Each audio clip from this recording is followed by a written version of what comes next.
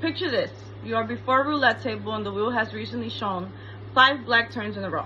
From experience, intuition dictates that red ought to be next. This is a typical case of the gambler's fallacy, and it is a fallacy that unfortunately people can often be led to make bad decisions based on. This fallacy is not just limited to casinos, whereas in fact it has a severe influence on the most important portions of human activity, including investments and other daily decisions.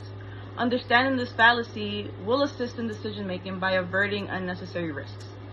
In this detailed speech, I have explored the workings of the gambler's fallacy in various decision making contexts across disciplines. Every piece of information incorporated into the analysis is supported by research, case evidence, provided by more objective assessment of this cognitive bias.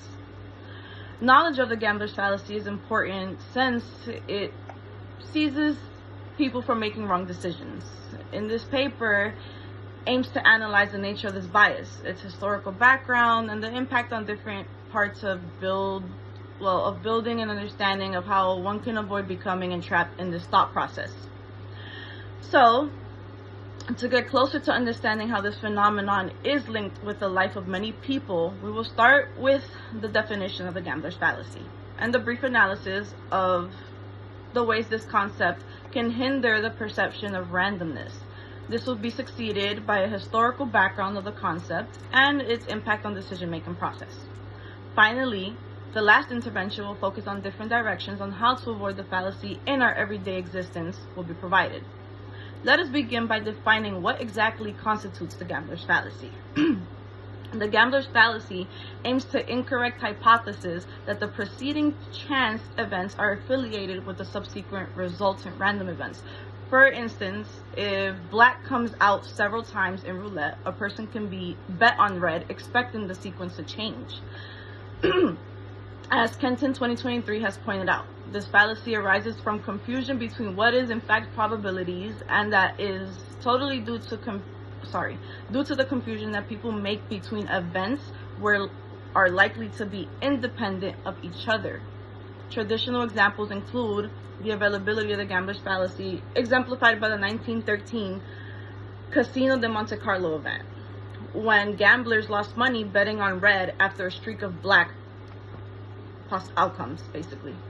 Now, what we understand that the gambler's fallacy is, or now that we understand what it is, let us delve into historical origins.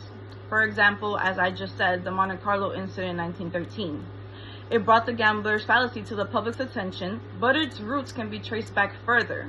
The concept belongs to the category of the fallacies based on probability theory and became popular in the 18th century after works of such scholars as Pierre-Simon Laplace. It is a conception pursuant to which independent past events have an effect on the future ones. For example, when guessing that a tossed coin will compensate for a sequence of heads or tails, and that is what Kenton 2013 is. You can reference on my paper.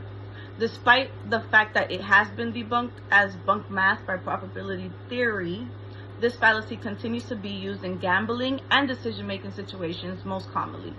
This can be illustrated by misconceptions that people hold on when it comes to gambling. Using games of dice or lotteries, people will fall into the trap that the previous outcomes will in one way or the other influence the subsequent results. Chen, 2016. The fact that this cognitive error is a persistent one shows that learning about randomness or probability or what probability is. The gambler's fallacy affects various domains, including finance and legal judgments. In financial markets, the gambler's fallacy can cause investors to expect the opposite direction in the prices of the stocks they invest in due to previous performance. Chen, 2016. For example, if a certain stock has been in the process of losing value, people are likely to go in for it, expecting an upturn because it has been declining for such a long time. Similarly, in judicial settings, such as asylum cases, decision makers might be influenced by the outcomes of previous cases, erroneously believing that a reversal in decision making is due. Chen, 2016. This may result in prejudicial or arbitrary rulings and practices such as applications being rejected based on the judge's grant probabilities and not the merits of the application. To avoid this, to decrease the effect of the gambler's fallacy, people need to stop trusting their intuition and instead turn to numbers and statistics. According to Rayo and Haystack 2023, one should employ systematic procedures and must understand the traits of a random series. In investing, it may be more constructive not to rely on patterns seen in the past as the basis of making the investment and as opposed to rely on raw data for wiser decisions. Education on probability and randomness also reduce the occurrences of the fallacy in our decision and our actions. Rayo and Haystack 2023.